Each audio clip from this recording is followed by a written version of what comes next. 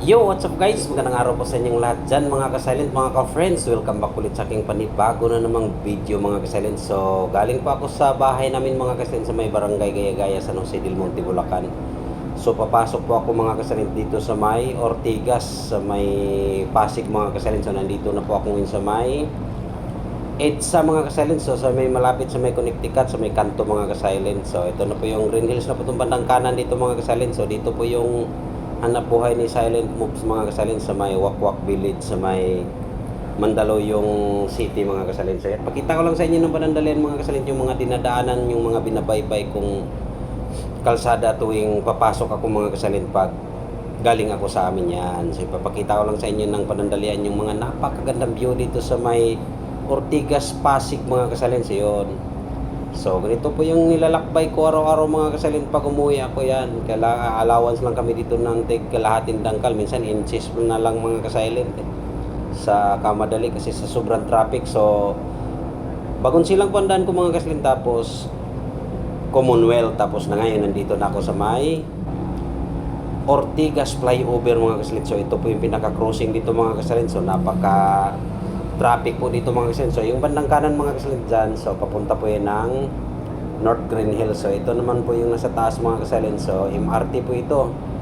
Pag kumaliwa ka dito mga kasalin sa may flyover, so yun papunta po yan ng Pasig. Pag galing ka naman ng Mall of Asia, papunta ka naman ng Green Hills, itong kaliwang flyover mga kasalin. So yan, ito po yung dinadaanan ni Silent Move dito tuwing umaga mga kasalin pag pumapasok. Talagang sobrang sikip dito, napaka-traffic.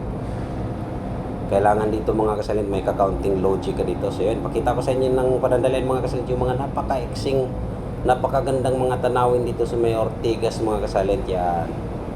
So yan, sisingit-singit lang tayo dito mga kasalint kasi talagang lalo tayong matagalan. So yun, ito po yun si Ortigas flyover mga kasalint. Yan, pakita ko sa inyo yung mga napaka-eksing, mga kubong napakagandang tanawin dito mga kasalint. Yan. So pag may konting butas mga kasalint, lusot kasi talagang wala na, ubos na ang oras natin mga kasalint. So umalis po ako sa amin kanina ng 6:30 na mga kasalint. So hindi naman gaanong kaagahan yung pasok ko mga kasalint. So yun, tanaw na natin mga kasalint si SM Mega Mall tsaka si Robinson Galleria mga kasalint. Yan. So dito sok-sok tayo sa gilid mga kasalint, kahit allowance tayo ng tagalahating inches mga kasalint. Yan, yan po yun si Ortigas. So dito po ako madalas tumatambay mga kasalin sa mga building niyan. So dito po kami nagliwaliw lagi araw-araw. Yan. So shout out po pala sa mga dakila kong mga kasamahan dun mga kasalin ng mga driver tsaka bodyguard mga kasalin sa may Wakwak Village. Yun, shout out sa inyong lahat dyan, especially sa mga taga Houston, taga Romeo, tsaka Pentagon po kami mga kasalin. Yun, yun po yung sa ilalim mga kasalin, crossing po yan dyan. Yan, pang diretso nito mga kasalin, papunta na po ito ng Mall of Asia Pasay. So yun, ganito ka-traffic dito mga kasalin. Oh. Lahat ng mga maiksing daanan mga kasalin, susuksukin na natin para lang tayo makahabol kasi wala na tayong oras. So yan, yun po yun si Pudyo mga kasalin, si Video. So yan, yun po yun si SM North, si EUX Aircon, yan po. So itong bandang kanan mga kasalin, so yan po yan no, yung building na yan. Diyan po nakadisplay lahat ng mga sports car ni Dun Ramon Ang. So, kapitbahay lang namin yan doon sa loob mga kasilent, si Ramon Ang yun. So, isa po yun dyan sa mga itong Wakwak Village na ito mga kasilent. Isa po ito sa mga tinitirahan ng mga Silent Moves billionaire mga kasilent yun. Yan po yung building niya mga kasilent. Puno po ng sports car yung 5 palapag na yan.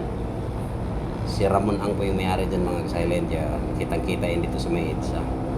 So yan naman yung dito mga kasalit yan, kita na yung Isimega Mall, yan po yung Ortigas ano to dito mga kasalit, yung parang terminal siya dito. Yan, yung anuhan po to ng station po pala to ng MRT mga kasalintang Ortigas yan, dyan kayo sa bababa pag gusto nyong pumunta kung saan mga kasalit pagsasakay kayo ng MRT. So yun, ito po yung nilalakbay ko araw-araw mga kasalin pag nauwi ako sa bahay. So dito na po tayo sa may gate 4 ni Berkeley mga kasalin. So ito po yung si Wakwak Village yan.